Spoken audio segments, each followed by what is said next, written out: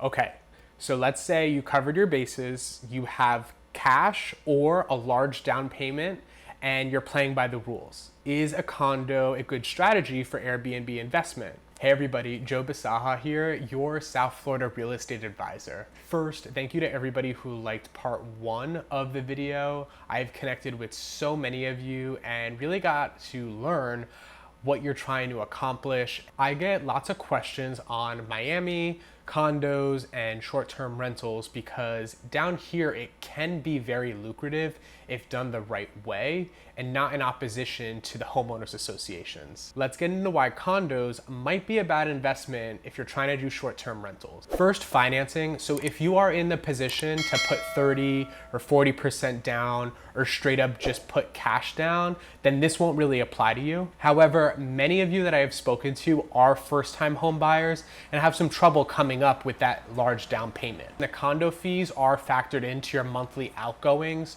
so that's going to affect the amount that a lender can give you for a mortgage. But I don't want you to get discouraged. Your first property should be purchased with an FHA loan. Get into a house, not a condo, with at least 2 bedrooms.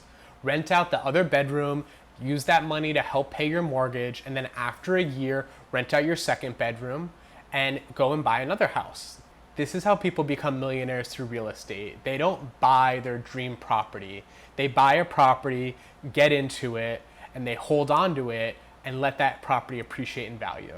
Another reason condos might be a bad investment is because you have to abide by the rules. Many condos place restrictions on short-term rentals, if not completely disallowing them. You either have buildings that are super strict, or they're super loose, and it's pretty much a free-for-all. Also, there is absolutely nothing stopping the condo boards from in the future saying that Airbnb is not allowed. For example, we saw this happen at Opera Tower. Opera was allowing short-term rentals and then the owners complained, and now there is absolutely no short-term rentals allowed in Opera condo. So just something to think about. And number 3 is that there is no guaranteed income. So at the end of the day, you're running a hotel business and there are going to be certain expenditures that you have to cover every single month. The average HOA in Brickell is about 72 cents a square foot, depending on the amenities of the condo building. So to become an investor, you don't actually have to do Airbnb, for example, right? You can buy your first property, live in it, rent out your other rooms, and that is also a form of real estate investing. Okay, so let's say you covered your bases, you have cash or a large down payment, and you're playing by the rules. Is a condo a good strategy for Airbnb investment?